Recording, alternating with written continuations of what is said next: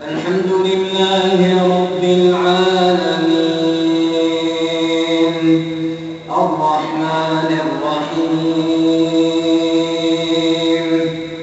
ملك يوم الدين إياك نعبد وإياك نستعين اهدنا الصراط المستقيم صراط الذين أنعمت عليهم غير المغضوب عليهم ولا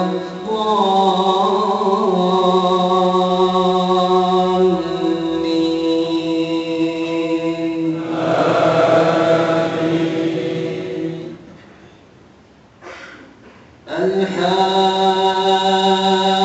الحاقة ما الحاقة وما أدراك ما الحاقة كذبت ثمود وعاد بالقارعة فأما ثمود فأهلكوا بالطاغية وأما عاد فأهلكوا بريح صرصر عاتية سخرها عليهم 7 ليال و8 أيام حسوما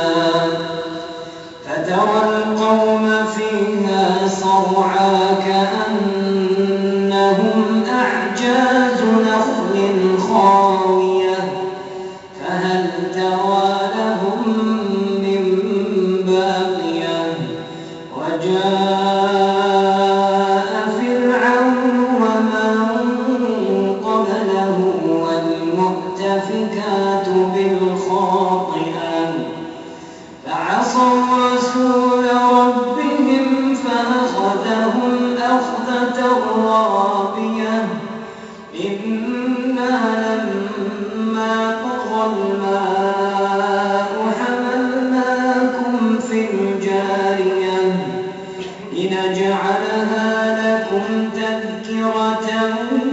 وتعيها أذن واعية فإذا نفخ في الصور نفخة واحدة وحملت الأرض والجبال فدكتا دكة واحدة فيومئذ وقعت الواقعة وانشقت السماء فهي يومئذ واهية والملك على أرجائها ويحمل عرش ربك فوقهم يومئذ 8 يومئذ تعرضون لا تخفى منكم خافية فأما من أوتي كتابه بيمينه فيقول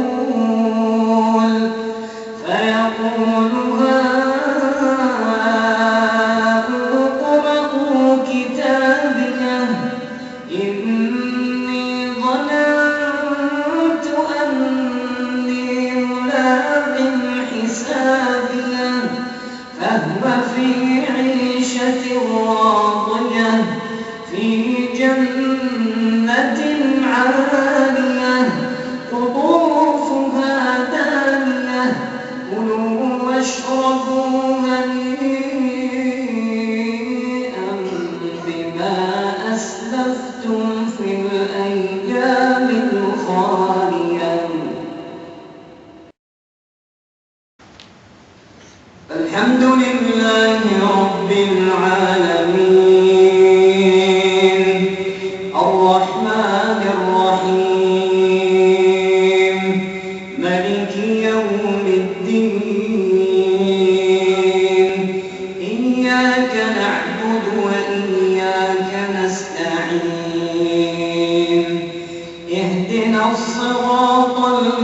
مستقيم صراط الذين أنعمت عليهم غير المغضوب عليهم ولا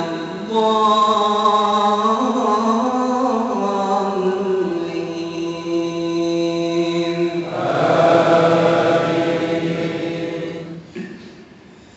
وأما من أوتي كتابه بشماله فيقول يا ليتني لم أوت كتابيه ولم أدر ما حسابيه يا ليتها كانت القاضية ما أغنى عني ماليه هلك عني سلطانيه خذوه فغلوه